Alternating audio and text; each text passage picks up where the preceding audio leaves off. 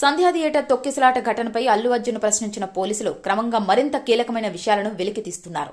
ఈ విచారణలో ప్రధానంగా కొన్ని వీడియోలు, కీలక ప్రశ్నలు మరియు బన్నీ మౌనం చర్చనీయాంశంగా మారాయి. పోలీసులు బన్నీని ముందుగా సంధ్యా థియేటర్ కు అనుమతి లేకుండా ఎలా వచ్చారనే విషయంపై ప్రశ్నించారు. అయితే ఈ ప్రశ్నకు అల్లు అర్జున్ మౌనంగా ఉన్నారని సమాచారం. అయితే నేను సాధారణ ప్రేక్షకుడిగా మాత్రమే వెళ్లాను. నా సినిమాను అభిమానులతో కలిసి చూడాలన్న ఉద్దేశంతోనే అక్కడికి వెళ్లాను అని బన్నీ చెప్పారు. ఈ విచారణలో బన్నీకి సంబంధించి కీలక వీడియోల్ని పోలీసులు చూపించారు. వీటిలో ప్రధానంగా ఊరేగింపుకు సంబంధించిన వీడియోలు, రేవతికి సిపిఆర్ అందించిన విజువల్స్ మరియు రేవతి చనిపోయిన సమయం ఉన్నట్లు తెలుస్తోంది. వీడియో ఆధారంగా అడిగిన ప్రశ్నలకు బన్నీ ఒక్కోసారి తడబడినట్లు సమాచారం. పోలీసులు ఘటన జరుగుతున్న సమయంలో మీరు థియేటర్ బాల్కనీలో సినిమా చూస్తున్నారని విశ్వసించవచ్చు. ఈ పరిస్థితిలో మీ బాధ్యత ఏమిటి అనే ప్రశ్నలతో బన్నీని ఎదుర్కొన్నట్లు తెలుస్తోంది. ఈ ప్రశ్నలు బన్నీకి కాస్త అసౌకర్యంగా మారినట్లు సమాచారం.